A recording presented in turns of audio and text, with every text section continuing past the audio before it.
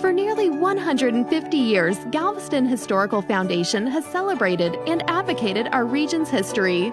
Experience the 1892 Bishop's Palace and view our incredible architecture at the Galveston Historic Homes Tour.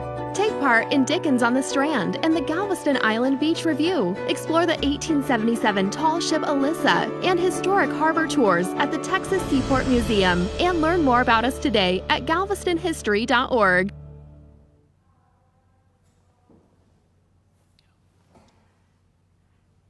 Hello everybody from Galveston, Texas. I'm Denise Alexander and I'm the Chief of Museums and External Relations for the Galveston Historical Foundation. And so I wanted to give you guys a little bit of an example of what I'm going to be talking about today. So we were brainstorming on how to approach the 1900 storm's 120th anniversary, which is today, as you all know. And we thought that we would maybe do it a little bit differently. Instead of giving you all the examples and kind of going through the whole chronological order of how the storm came up from Cuba and all that, we thought that we would just show you some photographs. And so we partnered with our great friends at the Rosenberg Library at the Texas History Center, and they were gracious enough to pull 15 images from their archives that I picked out, and I'll tell you more about why I picked them out here in a few minutes, and then supplemented with some photographs from GHF's own archives and some really nice donations that we've gotten throughout the years. So that's what we're going to be doing today. We've got some really great photos to show you. And before I get started on that, I also wanted to let you know that we've got two other great programs coming up here soon.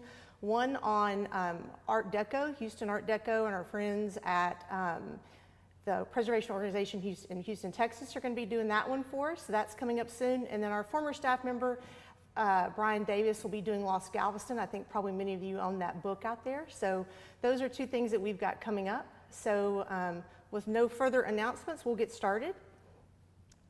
So this photo is of the newspaper, kind of telling you just a little bit about, this was September 13th, the aftermath, the headlines of the Galveston Daily News. And so already by 5 days after, of course, the Daily News was already doing printing again, and you can see how many they totaled the lives lost, from 4,000 to 5,000. We now know that's probably more in the 8,000 to 10,000 range. A lot of folks were undocumented, maybe not part of the census. So I thought this was a very, very striking image from the Rosenberg Library, and which also became the title of a couple of books that are out there. So The Great Galveston Disaster is also a name of the book, which I think in the comments I've seen a couple of you already own. So I wanted to tell you a little bit about Galveston before the 1900 storm. So this photograph is from GHF's collection from a book called The Artwork of Galveston that was published in 1894. So a lot of the photos that the Rosenberg Library uses, GHF uses, is from this book, and it is an absolutely phenomenal book. It's a rare book, and we're lucky enough to have some high-resolution scans of that book. So Galveston had about 37,000 residents at the time of the 1900 storm.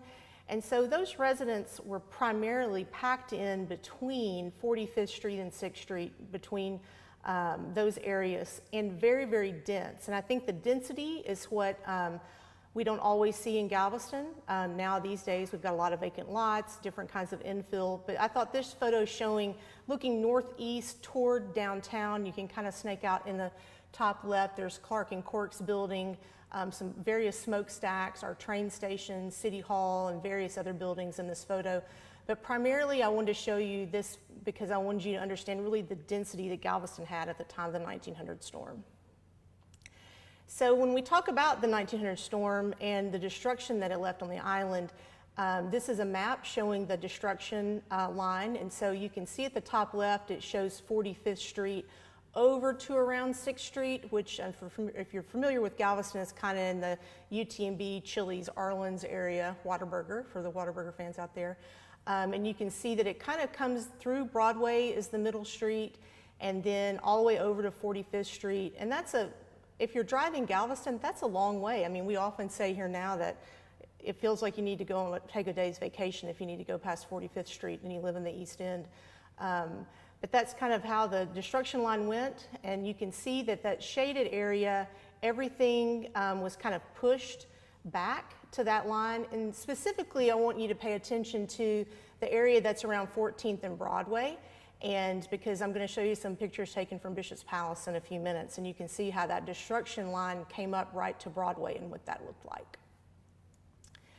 I thought this photo was really cool from the Rosenberg Library's archive, because what I wanted to really get apart and let you guys know was that Galveston is not as treed. It was not as treed as it was back in the 1900s. So a lot of debris, how barren the landscape went.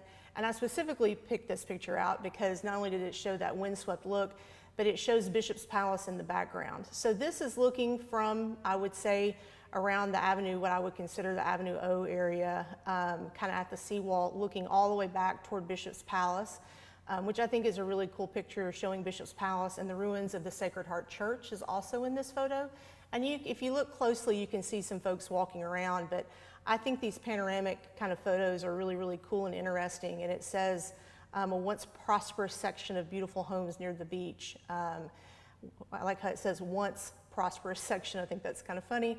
But this was from a book from New York City published by Underwood and Underwood. And I think it's really fascinating to show how basically everything between the Gulf and basically Bishop's Palace, for you familiar with that area of town, was destroyed. The next picture from the Rosenberg Library, I love the clarity of these H&H Morse photos, so I've picked out several of these to kind of illustrate the damage that happened in this residential area. So again, I'm the manager of Bishop's Palace, so of course I see it sitting in the background, and I think that that's fascinating. But you can see some folks just strolling along with umbrellas, surveying damage. You can see the two children in the foreground, an abandoned truck, the debris, wagons, moving folks, some tents that had been set up. And those tents were used to house residents, kind of like a modern day FEMA trailer, but they were also used for work crews coming in for them to have a place to stay. This next picture is a little bit gruesome. This actually is a gravestone or graveside picture showing where they had built makeshift graves along the beach area, which those of you who are very familiar with the 1900 storm knows that did not work out too well.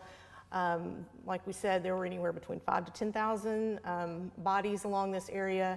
The storm hit in the middle of the night. People weren't did not expect it all that much. Of course, they didn't have the same way of communication as we do now with cell phones, and getting all that information out there was quite a bit different. I think for young people, sometimes they forget that we didn't have those methods of communication to get information across.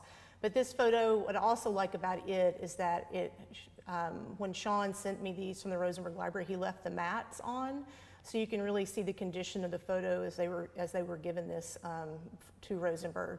So it's a pretty gruesome scene, but it was the realities of what went on at that time is that they were looking for a place that became very hot, like it does in Galveston in September after the 1900 storm, and so they were looking for ways to dispose of the bodies. They went from burying them on the beach to also having funeral pyres, and some of those funeral pyres actually happened in the Menard House lawn. The chief of police, Ketchum, lived in the Menard House at the time of the 1900 storm, and some of those fires happened around there, we've been told. This photo I picked again because it was this really wonderful H&H Morse photo that's so abundantly clear, showing just how a neighborhood would look days after the storm, how houses were toppled on their sides, how there's a wagon coming through, maybe people retrieving some goods, some folks out there, even some people doing some laundry at the house on the left or hanging out clothes to dry. But also it kind of shows you how some houses were okay, and then how your next door neighbor's house may have been toppled over. And one of the things that I'm going to do as we get further along in this, I was here at the time of Hurricane Ike, and I'm going to show a couple of photos that were similar to some of the experiences in Hurricane Ike, which anniversary is coming up here in a few days. But that also happened where the house that I was living in on Ball Street did not get any water, but everywhere around me got 5 and 6 feet of water. So I thought this photo was very striking to show that some buildings were toppled, knocked off of the grounds, upside down, turned over, but then some of the neighbors' houses were left unscathed.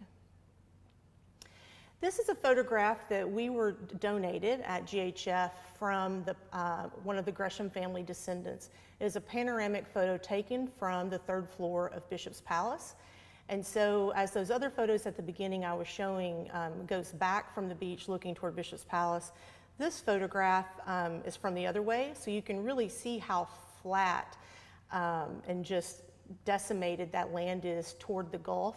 And often when I'm showing people around Bishop's Palace or on the third floor in Mrs. Gresham's painting studio, you can really see the full expanse of the island from there, and I think what a precarious place to build a house.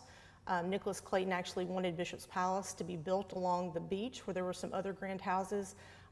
Walter Gresham declined that and chose for the house to be built at 14th and Broadway, namely because other hurricanes had hit Galveston before the 1900 storm. But I also want to show you the next photo, which is a collage photo, you could say, showing that those houses are still there, that are in the photo from the 1900 storm, and kind of how this would have looked today. So I kind of think this is a cool way to think about how it's grown up, how those houses have been built back post-1900 storm, how that lovely row of remaining houses is still in Galveston, and if you're driving by, you can see those today and know that those 4 houses right when you come at 14th and Broadway were storm survivors, and that's pretty cool. This photo I love because this is from a collection of photographs GHF has. It shows just people looking through wreckage, looking for things. I don't know what they're looking for, but it also shows some really beautiful houses in the background and what it must have been like to have been in one of those houses and to have seen this wall of debris come up. And I think a lot of times when you're looking at photographs, you can only imagine what people were doing, what it felt like. And I just try to think about what it would have been like to have been in one of those houses and to have woken up the next morning and to have seen this flat of debris out in front of you and worried about your neighbors and other families or friends, worried if they would survive, pets, animals, all those kinds of things. It's really something to consider. This photograph is again from H.H. Morris, the collection from the Rosenberg Library, and it's at 35th and R. And if we know the addresses on the photographs, I've tried to note those in the slides so that you can see them. But I think sometimes when people think about the 1900 storm, they think that really that area around Bishop's Palace, the San Jacinto neighborhoods, all up to the Gulf were some of the ones that really suffered. But you can see that this destruction went all the way over to 35th Street. In the R area, so if you're driving around, you can kind of notice that. You can see the one guy has got an axe. I don't know, again, like in the other photo, I don't know what they're looking for, but you can see the horse and carriage in the background and see a house standing. This house was on brick piers, as you can see in the photograph. Might be one of the reasons it was still there. Maybe a little bit sturdier than some of the other just plain wooden houses that Galveston is known for. But I also think about the removal of this debris. When I see this photograph, knowing what went on here after Ike and the big gigantic crane buggies that would come along and remove the debris, I think, how did they get all this stuff out of here without cars, without those big trucks? And it was purely on manpower. Men, like you see in this photograph, came down to work and help with clearing and getting the city back running. So the last photo, I believe, of the residential area I'm going to show, I felt like I had to show an upside-down house photo. This is 14th and Avenue K. This photo has been, and other photos like it, are used in a lot of different advertisements. But I hadn't really seen one from this angle before. We call it the upside-down house. And you can see the house next door did across the street, looks fine, but you can see the roof line of a couple other photos. And you can see the kind of the interesting mat that this photograph is into, which I think is really cool. But the upside down house is very popular, but I wanted to show it from a different angle. So one of the things that makes a city, and this is according to when the Galveston City Company was handing out the lots for the formation of Galveston in 1838, when they platted the city, Michel Menard and his associates, as they were called, they went through and decided the things that they needed to make a city were hospitals, schools, churches, and city meeting facilities and places for city government to meet. And so if you were an organization, not like the city, but like a school or a church, community group, they would give you free lots so that it would hopefully entice people to move to Galveston to build a community here. And so one of the buildings that I think is pretty, is an awesome, awesome building. This was the Galveston City Hall. And this is on 20th Street between Mechanic and Market. And I knew the building was somewhere right around here, and I asked Jamie Durham in our Preservation Resource Library this morning, Jamie, where was this building at? Because it is no longer here. And she goes, if you were looking out your window in the Henley building, which is where I am, that would be where this picture is. So for those of you familiar with Galveston, there's a green area that is now becoming a parking garage between the Anaco building and kind of the Strand. On this east end of the Strand, that's where the Galveston City Hall was. So this building was heavily destroyed, the backside of it was taken off, but it's very hard to put back a city after a hurricane when your city hall, your places like this were heavily damaged, and how would they go about organizing and binding together and communicating with each other is something that I think about a lot, and that's one of the reasons why I chose this photo. And plus, I just think that's an awesome building. And I hate that it's not here.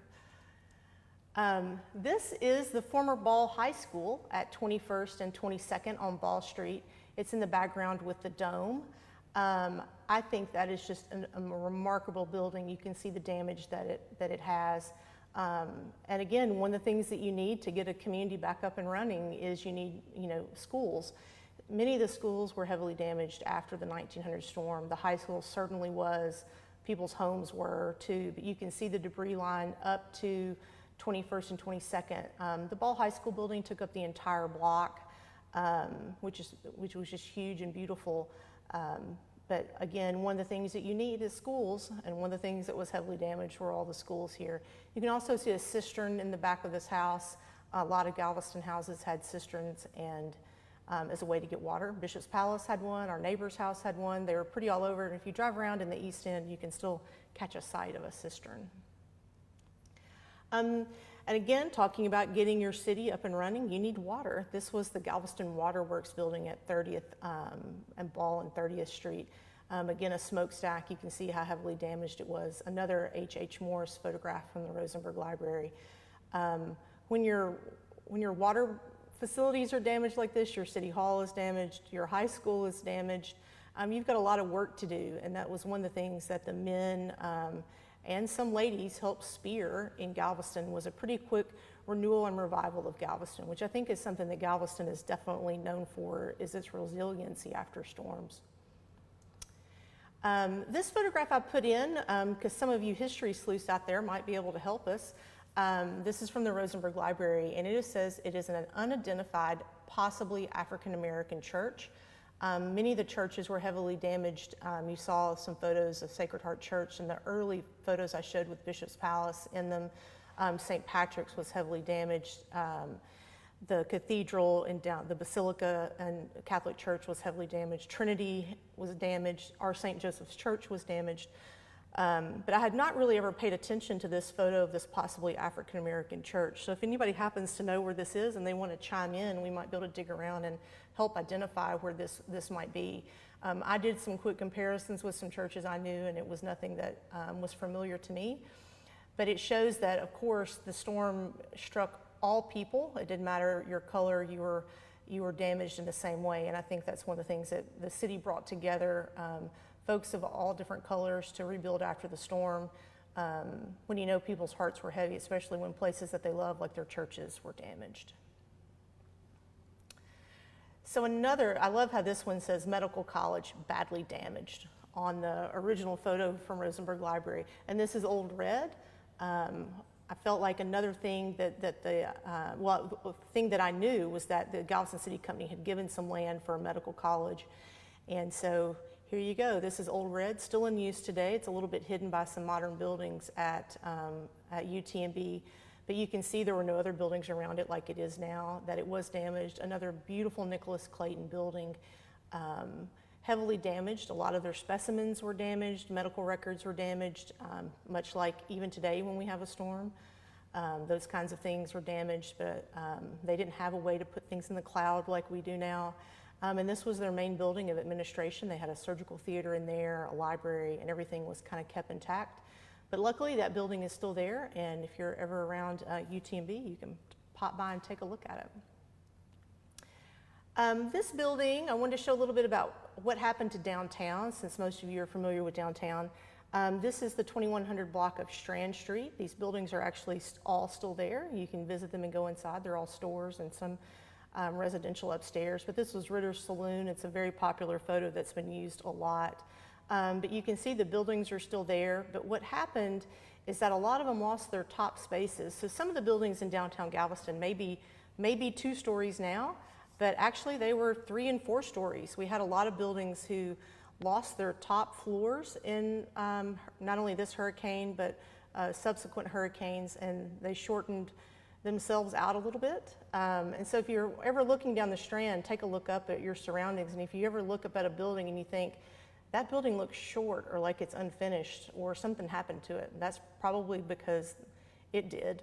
And so especially hurricane history, fires have damaged buildings, but you can see where the floors had collapsed and they're offloading all of that timber out onto Strand Street. And again, I thought about, they don't have the trash truck with the claw to come along and take the debris away, that all that had to be done with just basically sweat equity of individuals getting out. But I'm also going to say a testament to Galveston that these buildings with these beautiful cast iron fronts were left there, and so we can still visit them today. I chose this photo because I had kind of like a flashback to Hurricane Ike. So even though the storm is gone, you're still left with all these things of standing water. This is the 2100 block of post office, and again, another one of these Morse photos. I think they're just so incredibly clear, and you can zoom in on a really good scan, and you can see where there's still hats hanging in the windows, but you can see where the infrastructure was torn down. There's light poles off in the street.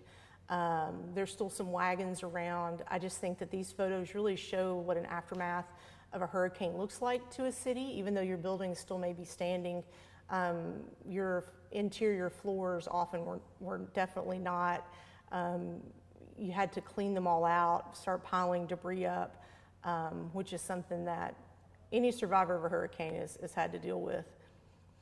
And so what that photo did was remind me of this photograph that I took after Hurricane Ike on Mechanic Street, which I think are they're eerily similar to me. They're still showing wet ground. It's not drained. Trolley tracks are similar. And then people just putting their things out that were wet out on the curb, which is what happened in both of these storms. So this is across the street from the Tremont House at the former Mardi Gras Museum, Midsummer Books, and some of these places that were in Galveston back in '08. This photograph is a GHF photo, and it shows a little bit closer up photo of the Grand Opera House, this block of Post Office Street, which I know folks who are watching are probably very familiar with. Some of our favorite bar haunts are along this street, and again, showing this destruction of the 1894 Grand Opera House. And then I took this photo walking back to the office one day. Our office at that time was at the Custom House. And so again, to me, they seem very similar. The Grand was doing some work on the facade of their building at the time of Hurricane Ike. But you can see that both of those buildings are still in the same space, still trucking, still living today. And just shows you how, even though hurricanes and things like that keep coming and going, that these resilient buildings are always, we're thankfully left with them. And so this photo I picked just because I thought it was just really interesting. It was close up showing some faces, and glamping right now is really popular. I see people going out camping and seeing these fancy tents put up in other places, and I was like, boy, this sure was not glamping. I don't know if these were folks who were taking shelter there or they were working, but they had set this up as their little makeshift home kind of area, which I think is really interesting that, of course, we had to do. You're out of places to live. You don't have a hotel situation like we do now. And so you had to have some places for you to go to seek some kind of shelter away from the sun, which was something that in Galveston was very much, I think they had some really crazy hot weather after the 1900 storm. And so you need some place to get out of it. I just love this picture. It looks like they've been kind of surprised, or like, you're taking a picture of me. I'm so hot, I'm so tired, I'm sitting here in this tent on the beach. But I think that's a really, really beautiful photograph. And so the last photo from our presentation is going to be here on kind of as a teaser on a potential program that we might do. So if it's something that you want us to do, let us know. And that is the grade raising. So after the 1900 storm, as many of you are familiar with, Galveston was left with a decision to make. Did it want this water to come in and tear its housing, kill its people again, or did it want to make a decision and try to find a way to stop it? And so from that, a group of folks got together and they engineered a seawall to be built. And so that's a completely different presentation. If it's something that you would like to see, we've got some really beautiful photographs showing that grade raising, and we can talk about that. But in the conclusion of having a storm and what a city does and how it rebuilds, I think Galveston's efforts were amazing. That they ended up taking on something like this seawall, that they just didn't pack up and move away, that they decided to stay in Galveston, live here, make it their home, and figure out a way to make that happen. So this house on the left is waiting its fill. And so you can see here where the pumps and the dredge water had already filled the house, some of the houses over there on the right. And then to the left, that fill would go in around this house and put it back on even land again. So they raised the island 17 feet at the tip top of the seawall, and it slopes down toward the bay. We end up about at grade where we were at grade raising about Broadway Street. But I think that's super interesting on how Galveston chose to survive, was to come up with this plan to rebuild. And again, I think that's something that Galveston is really good at. So with that being said, we just wanted to give you guys an example of what some wonderful photographs, kind of a trip down memory lane on how this would all look. And we thank you for tuning in with us today. And we'd like to thank our partners at the Rosenberg Library and Sean McConnell, who graciously helped provide these photos for us. We're all a little short-staffed these days, and it was nice to be able to show the photographs in the wonderful collection and archive that the Rosenberg Library has for research. They're wonderful to work with, and it was very nice of them to be able to let us use these photos. And we hope that you've enjoyed seeing a little trip down memory lane, maybe some photographs you haven't seen before, something a little bit different than just your normal storm talk. There's a lot of really wonderful books out there on the grade raising in the 1900 storm, and for all those detail-oriented people, you can go back and check through those, but we thought looking through some of these photographs might be interesting to some of you as well. And with that, we hope you have a great day, and we can try to answer any questions you have in the comments. Thank you. For nearly 150 years, Galveston Historical Foundation has celebrated and advocated our region's history. Experience the 1892 Bishop's Palace and view our incredible architecture at the Galveston Historic Homes Tour. Take part in Dickens on the Strand and the Galveston Island Beach Review. Explore the 1877 tall ship Alyssa and historic harbor tours at the Texas Seaport Museum. And learn more about us today at galvestonhistory.org.